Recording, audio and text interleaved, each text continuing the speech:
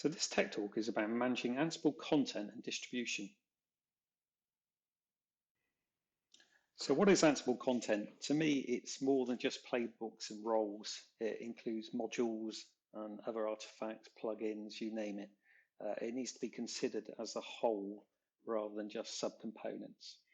So we need a way of managing all that content, so we can find out, who's using what, what's broken, what's been depreciated, what is changing, how is it being consumed by people?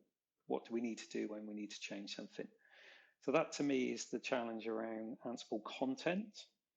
Some of it's quite easy to do around roles and playbooks in terms of using CI/CD pipelines, roll that out, new stuff, put it in the right branch on Git, things like that. But what about the underlying modules and plugins we might be using with that? How do we control that content along with it, or do we need to?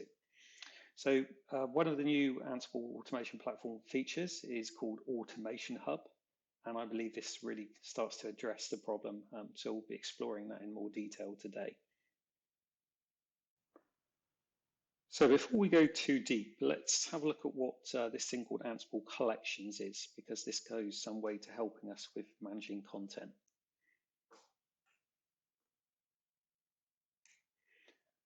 So if you're brand new to collections, they've been out since about Ansible 2.8. So they've been out for quite some time now, but you're not kind of forced to use them yet. There's a kind of legacy mode whereby a non-collection type approach still works.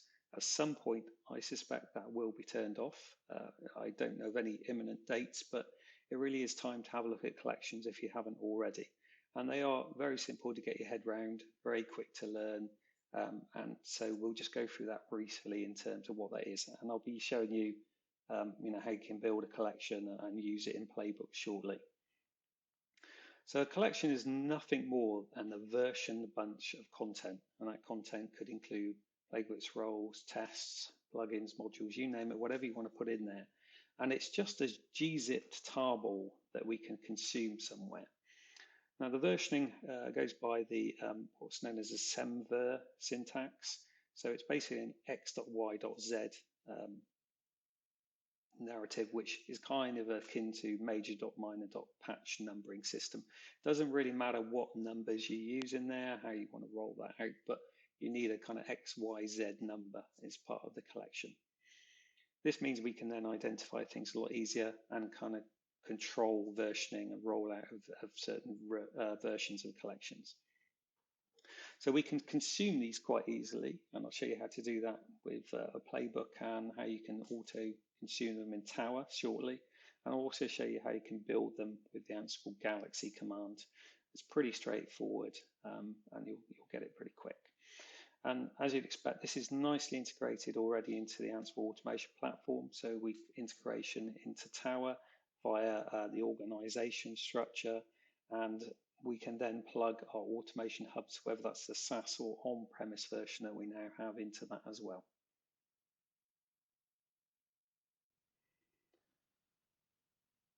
So in true open source fashion, we can consider the distribution of collections in two ways. So we have the kind of upstream and downstream equivalents, just to kind of paint the picture for you.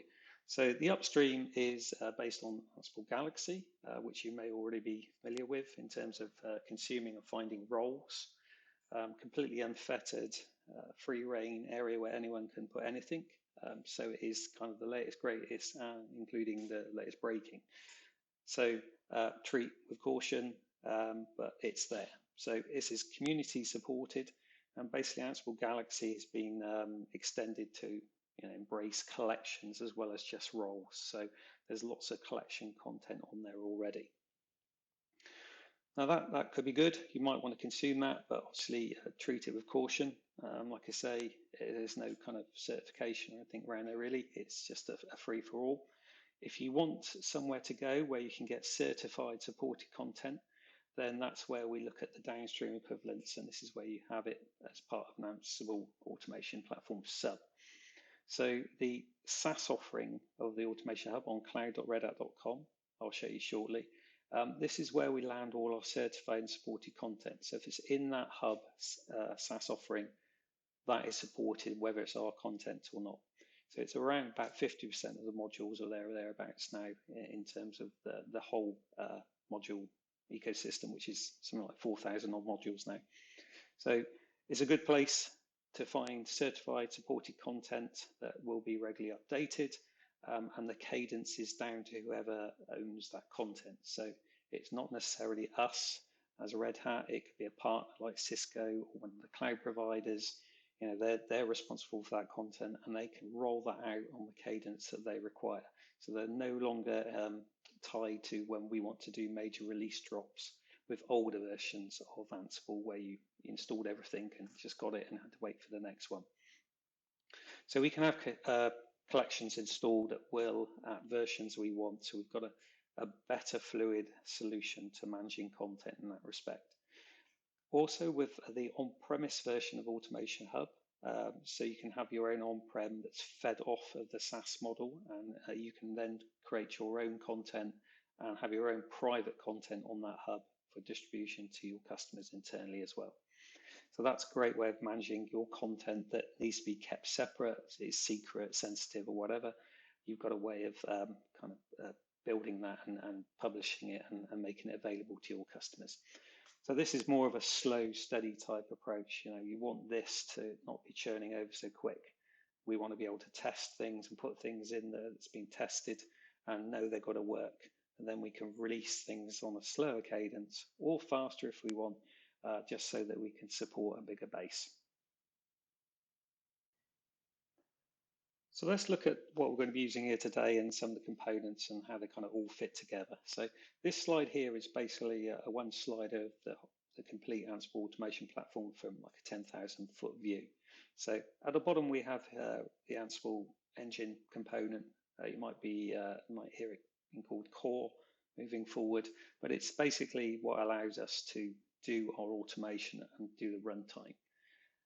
Over the top of that, we obviously stick Ansible Tower for our RBAC capabilities, our control, our scale, our auditing, so we can centralize the plumbing, if you like, and run it from there. And then on top of that, we have other functionality these days, which makes it more of the platform offering around things like the Automation Hub, where we can land our certified content on our own content. We also have other things like content collections, which are kind of extra content that we've developed, say, for instance, around networking. And then we also have analytics up there as a SaaS offering and a service catalog as a SaaS offering, but we won't be covering those today. So the bits in red boxes are the bits we're going to be looking at today. Right, so before I go into a deep dive kind of demo, hands-on, show you all the bells and whistles, let's first look at what the Automation Hub, and I'll show you that functionality so you don't come at that with cold eyes. So it's basically somewhere to land, discover, publish, and manage our collections for us. So there's a SaaS offering, and now you can have an on-prem offering as well. So if you're doing the on-prem, you will probably sync up the content from maybe Ansible Galaxy, the SaaS Automation Hub, and then add your own content from the private content capability. So that's probably what you're going to be using. So that's available now with the platform. You basically install it on a separate node to a Tower instance, and it can be done through the inventory installer way like you do Tower today, but it's a separate instance. It has to be separate from the Tower node. But apart from that, very lightweight. So let's just go and explore that so you can see the functionality now. Right, so I've headed over to cloud.redhat.com, and you'll see here we have a whole Ansible Automation Platform area. We're going to go into the Automation Hub. And in here, this is the interface, so you can see what we've got. So just to walk through a few of these things. So we've got the collections in here that, like I say, are certified and supported by us. We can see there's quite a few in there already, and this will obviously grow over time. So this is, as I say, things that we've developed and our partners. So you would come to us firstly for support, and then we might back that off to a partner, or if it's something we developed, we'll obviously look at it ourselves. So to give you an instance, for instance, we write the VMware REST stuff nowadays. We write the Amazon stuff. Microsoft support their own Azure stuff. Cisco support their stuff. You know, all the major players are in this game nowadays, and they've pretty much got all the content. So you can see we've got loads of content collections in here already. So this is just the stuff that we're offering from the SaaS point of view. So you can see here the partners we have that are involved in these collections. Like I say, these guys can release their content on a cadence down to them. So they're no longer relying on our centralized GitHub rollout of major versions. So major plus point in getting newer content out there. We'll come on to the My namespace in a second when we look at the internal one, but you can see we have a repo sync list in here that's all syncing the content as and when. And we can also connect this hub up to things like satellite using a cloud connector and things like that. We won't be covering that today, but that's the kind of SaaS hub. Now, if we move on to the on-prem one, you can see pretty much the same look and feel. We've got a few other things we can manage. So again, we have the namespaces that show us the content that's been synchronized. We have something called My Namespaces, so we can add and create our own namespaces here. Namespace is just basically a kind of owner for the collection. So we can add our own here. We interact with the hub by means of the API tokens, so we can generate it here, and that's how we consume and push content using those tokens. As you'd expect, we've got some users and groups here. So I'm here as P. Griffith, and I've added myself to a group called Approvers, because when I publish or stage some content in here, I might want to look over it before publishing it, so it will land in the Approvers queue here. So when I push something, you'll see it appear here, and we can validate it or do our checks around it and then push it into a new version. And then finally, the repo management here, we have what's available locally. So this is the local automation hub that we've synced up. This is some of the remote sources we've got that are synced in. So as you can see, I've pulled in a couple here. I have a community one here from, it's just a PHP roles by Jeff Gerling from the Ansible Galaxy community that I've pulled in, just something quick and simple to show you, and we can just sync this up as we want here, and we'll pull in the latest changes. We also have the Red Hat certified content. So this is from the SaaS Automation Hub. So I've pulled that in yesterday, as you can see, and then that's available to us here, and we've got 311 collections. So for instance, last time I synced that was something like 200. So it synced up quite a few more yesterday. So that's our content as it stands, which we can then connect into Tower and consume. But we might also want to land our private content on there. So we'll go through that kind of process now and publish something there, so you can see that working. Right, so let's see how we can build and publish some content to the Automation Hub. So this is what I'm calling stage one. So we need to create some content, publish it, and then come along stage two, use it, consume it. So we'll go through stage one first. So I'm going to be at terminal developing or modifying someone else's collection, basically wrapping up into a new version, pushing it into the Automation Hub, and then kind of publishing it so we can make it available. So that'll be stage one. So we'll cover that off now. Okay, let's start off by getting some content from somewhere. I'm going to copy someone's kind of demo collection they have. That's the easiest way to get started. It just has a module and some documentation in there that we could maybe consider, a private repo that we want to publish and allow people to consume. So we'll use that. So all I've done basically is clone the repo, and then we've just gone into the directory and we'll modify and build from there. So I've cloned it. We now have a demo collections underscore demo directory that it's cloned into, and in there you can see various subdirectories and files. So we have things like readmes and playbook that we can run as a sample to show us how to use this. And then the main thing under here is this collections called demo subfolder. So if we go into there and then again have a look what we've got in here, these are the main things that we're delivering as that content. So again, we have readmes, we have docs, we have the actual module is under the plugins, always under the plugins modules directory. So this is our module that we'll actually be using. I have a releases directory in here, so every time I create a new one of these, it gets put into there. A little gotcha I've found there is this is probably not a good way of doing it, because it will then wrap up other tarred up releases you have, and if it becomes too big, then it can blow the API. So I would probably keep these in a separate directory ideally, but it was a good way to learn about things.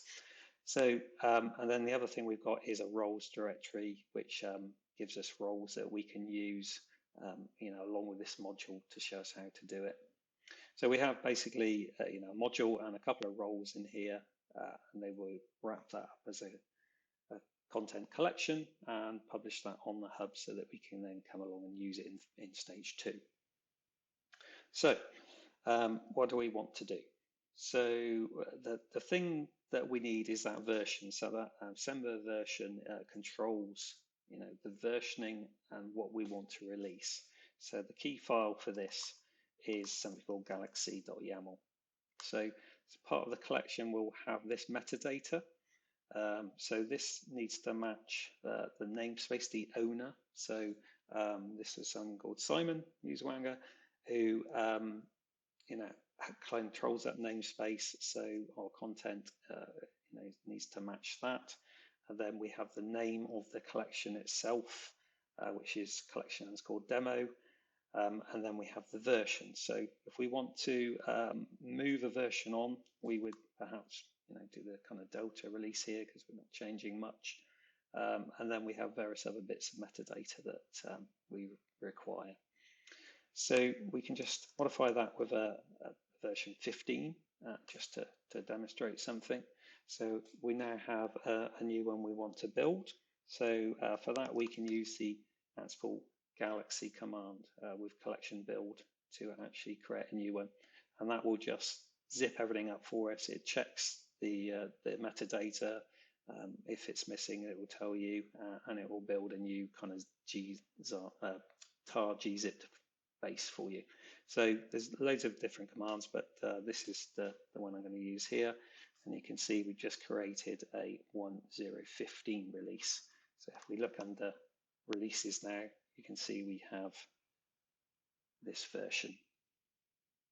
So now that we have that, we want to publish that onto the hub so we can either test it or if it's already been tested, we want to release it so people can come along and consume it so that they don't have to download it and prep it all themselves. We can just auto load it on automation runs in Tower, for instance. So what we need to do is publish that. Now we can do that one of two ways. We can do it in the GUI and there's an upload the tar file ability there, and we can also, as you'd expect, do it from the command line.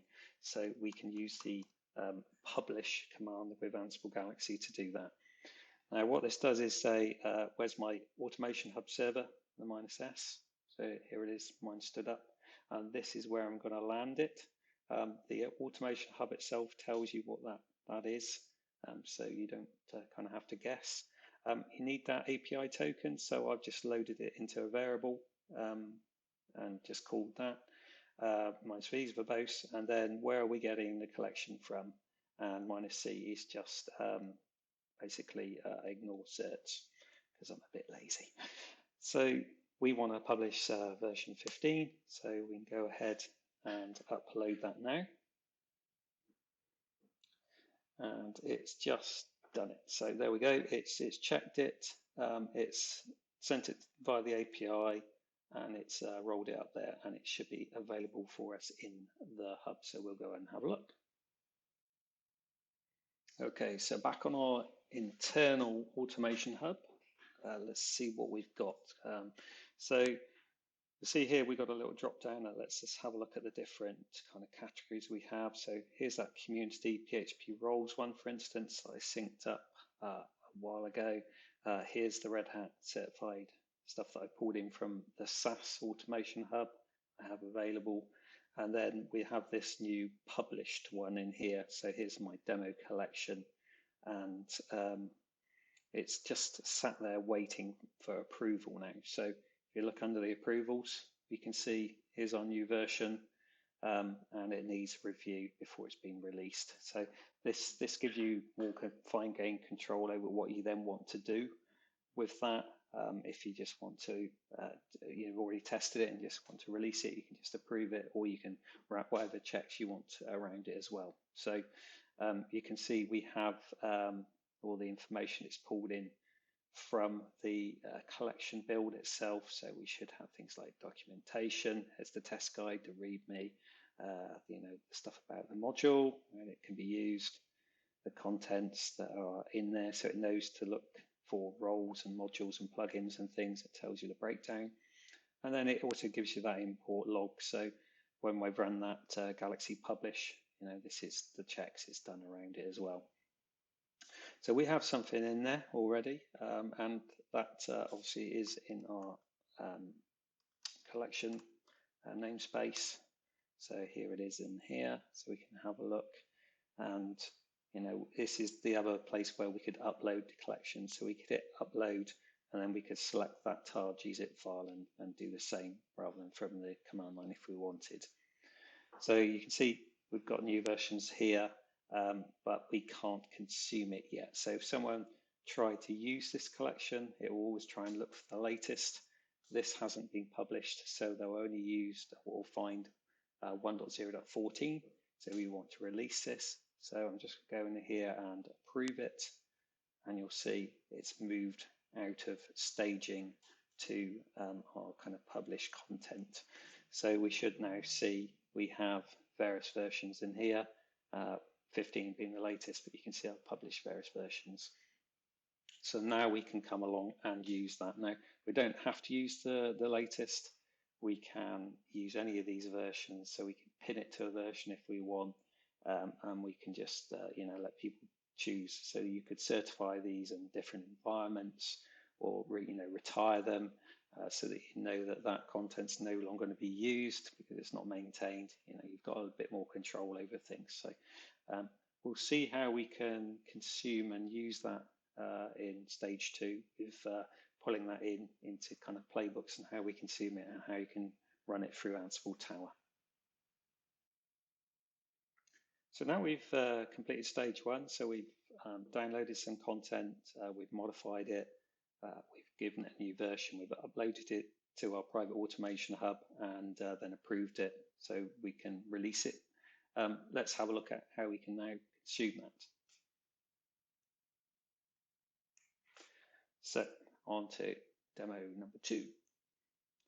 So for this, effectively, we'll be doing this kind of red box area here, but effectively I have Ansible Tower linked up to my private automation hub, and we do that via the organization entity in Tower. So you associate credentials and content from the automation hub on a per organization basis. So this allows us to chain different bits of content to different organizations, have it in a different order, so we have control over where it gets that content from. So you might have developers in one organization that needs certain branch and certain latest code base, and then your production might be completely different, and they might also have different requirements separately that neither of the others have. So we've got control over how we present that content, and then using it is really easy. So we'll cover that off. Okay, so I've headed over to my Tower instance. Let's see what we're running here. I'm running Tower 381 with Ansible 2.9.15 underneath the covers. So that's what I've got. And let's just explore what we've got here around the content collections and what we need in place. So as I said, we cover this off per organization. So I have two in here. Ansible comes with default normally, and I've also added one, Foobar Industries here. So we can look at each of these and see how it's plumbed in. So we can see here, this is the link to the hub basically. So we specify Galaxy credentials in here that allow us to connect to our sources in order. So it will try Ansible Galaxy first here. So this is pure upstream. And then it will come to my automation hub, sorry, the SaaS automation hub there next. So we'll do that in order. And we can specify more here if we want as well. So we can pull in whatever we want. So that's what we got for Foobar. And for the default organization, I have a slightly better setup. So I have my automation hub credentials to go pull the certified content first. And if it doesn't find anything in there that we need, go to my published content next. So I'm going to demo using that collection demo collection, which is only in the publish contents point on Automation Hub. So it should look through these in order and select it. So that's how we link it together at the organization. And you can see we have credentials set up in here. So let's just have a look at those. Great timing. The credentials allow us to plumb in those API tokens effectively. So we have various tokens set up. So here's all my kind of SaaS ones. You need separate ones because they're associated with the organizations for the same thing. So those are the SaaS ones, and then I've got various ones here for my other content. So here's my published one. So you can see it's got the server endpoint for my internal hub, which points at content published, and it's got my encrypted API token, and that's pretty much all we need. So that allows me, or allows Tower to go off and search and fetch the content from the automation hub. So what else have we got? So the other thing we need is some way of consuming this content, because I want to be able to call it from a playbook. So I've got a simple git repo up, which I'll show on the command line in a second, but it's just called my Tower Collections example. So we're just going to pull stuff in from here. I've got update revision on launch here as well, so that if I modify things and push it, it will come down with the latest, so we can see that being pulled in as part of the runtime. And then obviously to consume it, we need to pull something from that repo, which will be the template. So I have a job down here, demo Ansible collection, which looks at that project, and then I've got this collection that's called demo playbook that we use to call the collection module and use that. So we'll have a look at that in a second, but those are all the pieces basically to plumb it together. Now when this runs, it will say, hey, I need that collection. It knows where to get the collections from because I've specified that order against the automation hub. It will then go and pull them in, and then it will run the playbook. So a nice, simple and slick way of doing it. So I no longer have to make sure all these modules are on my Tower or know where to get them from, or use Git to clone it. We can land them on the hub and then just consume them, which is really neat. So we'll come back to that and we'll run that in a second and we'll show that in action. But first we'll just have a look at the sample playbook and the structure and show you how you can consume this from writing a playbook perspective. Okay, so here's my sample repo that I've cloned. I haven't got the clone command, but I've just cloned it into my directory here, and then I can just have a look and modify things and push it back, changes if I want. So I think we're pretty much up to date as it is. So if we have a look in here, it's very, very simple. You don't have to worry about these old files here. These are leftovers from older demos I did, but there's two main files in here. So we have the collection demo playbook itself. So let's just clear the screen and show you that. So it's very simple, just going to run something against the local host, so the tower node itself, and it's just going to call our module in that collection. That module requires a name, and then it basically takes a random quote and throws it out on the debug statement. So this is how you call a collection module. So this is called a fully qualified collection name. So namespace or owner, the first bit. Then we have the collection name. Then the last bit is the module. So that's how we do it, and it's dot notation. So namespace, collection, module. Full path name to that. We can also use things called collection paths and things, but this is my preferred way of doing it. Really is fully qualified collection name, and then we can just run that. And this isn't installed anywhere. I have no local version of this, so Tower is responsible for going off to the hub and installing that for me as part of the automation run. So the other file that is important, which tells us what to look for, is a collections requirements.yaml file. So all this has is a list of the collections we want as part of this run. So we need to get that module from this collection, and if we want to pin it to a version, we can unhash that and call an older version if we want. If not, we'll call the 1.0.15 that we put up there. So that's all we need. We just need a collections requirements.yaml file and then the playbook to actually call and use it. So we can go off over into Tower again, run this and see this in operation. Okay, so let's run our template and see it all in operation. So as you can see here, we're just going to run the collections called demo playbook from that repo. We're going to fetch the latest, even though I haven't made any changes.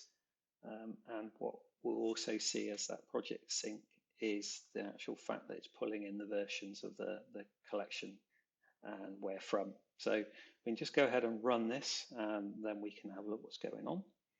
So if we just launch this, I've just got a prompt for boss 2. We don't need any extra for now, but we'll just launch it as is. And we should see it starting in a second. So we can have a look what's going on here. Behind the scenes, I'm actually doing a dynamic inventory pull as well. I don't need in this case, but it is set. And then we've gone off and done an SEM update for the project. And then we've just run the playbook. So the playbook should have run. So here we have the output, excuse me. You can see we've run through the playbook against the local host, and we've called our module, and then we've done the debug statement, and we've got a random fact back here, which my colleague will be very thankful to see. And if we run this again, we should get another random fact, but we might end up with the same one. We'll see. While that's running, to see what's happened behind the scenes, we need to have a look at the SCM update. So we have a look at this one. This is the project sync, and if we drill down into these details here, we can actually see what's going on. So you shouldn't need to normally do it. I'm just doing it to kind of show you. So what we'll see further down here somewhere is the fact that we started processing the requirement collection from the requirements file that it got from the project, and then it started searching our collections on the hub. So you can see it's not available from the first one we set up, which was the certified content, which is right, it's not in there. So then it went on and went to the second option, which was our published content, and then it found it and installed it. And you can see it installed 1.0.15, and off it went, and then the playbook was able to consume it. So you can see it's really nice and simple to consume this. And if we want to roll out a new version, it can get published up there. people can run a new version they won't even know, or you can, like I say, pin it to a certain version and use that. So we could try that in a second and see what happens. If you take out the content so that they can't see it, it will just fail. So that's no bad thing. So this is important that you got the content and you probably want it in the correct order in terms of where it's going to find it first. So for me, this may be better the other way around. So we could just do that by taking those out. We might want to look at our published content first and add that in. And then if we don't find it in there, then we'll use the fallback of the certified content on our private hub. So this might be a better option for us because this is where we want to find stuff first, fallback. So we can do that and try that out. So let's make a quick change to the playbook or the version we want to use and then run that and see what happens. Okay, so back at our source, let's just make a small change to the version and hopefully we can pull that in. So let's say we want version, we want the one before, so let's say we want 14. So we're no longer going to look at the latest and greatest, we're going to pull in 14. That should be all we need to do. I don't think we need to change anything in the playbook for this demo really. That we can leave that as is. So that should run the same module but from a different versioned collection, and it should find it slightly quicker because we've told it to look at the private area first. So let's run that and see what happens. Okay, so I've just committed and pushed those changes up into GitHub. And as we got update on launch set on a project, we should be good to go if we just run the template again. So let's see what happens. So again, no changes here, same playbook, but just should be calling version 1014. So let's fire it off and wait for the magic to happen. Hopefully we'll get a different random fact this time. More to my liking. So it's off and running after doing the project sync. Here we go. And yeah. So we want a different fact. So we're calling the module, just return something different. If we have a look at the jobs, what we should see on the update is it's pulled in the older version. So let's just drill down in and go on. And there we are. Yeah. So there we go. It has pulled in 1014, and you can see because I reversed the order, we're now pulling it in from the published one first, and it found there, so it didn't need to go off to the certified content. So just to show you the kind of ways you can control access to things and then the version that people are using. So this is a common ask going forward with people doing a lot of automation at scale is, how do I know who's using what out there? With a very simple versioning control and the capabilities of the hub, we now have a bit more control over that, and obviously we'll add to that story over time. But it was a customer ask and we've developed it, so I think it's a pretty neat feature.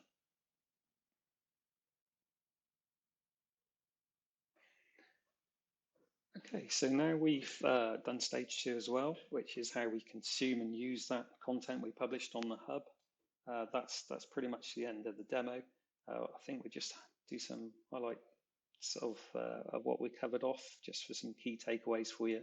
So Ansible Collections has been here for quite some time now. If you've not looked at it, I encourage you to go off and do that. It is the future of content distribution. So it's the way we want to be writing Ansible automation going forward. So, embrace it, just dive in there and get used to it. It's not a major change. It's just getting your head around a few new concepts and you should be good to go as you are today. The Automation Hub is effectively free with an Red Hat Ansible Automation Platform subscription. You basically, if you buy a subscription, you get coverage for all the components. So you can run as many towers as you want, as many automation hubs as you want. So it's not a bolt-on you pay extra for as part of the normal subscription. Hopefully you've seen how the Automation Hub makes it easier to manage and control this content and release the content that you want to release to your customers. I can't think of a better way of doing it, and I have seen other customers roll their own, and it's a lot of work, a lot of effort to get to the same thing. So I think this is just a very neat and simple and effective way of doing it. And if you're going to do this sooner rather than later, because there is such a thing as automation sprawl. There is the content Wild West. So tame that content before it tames you. And with that, that concludes the presentation and demos.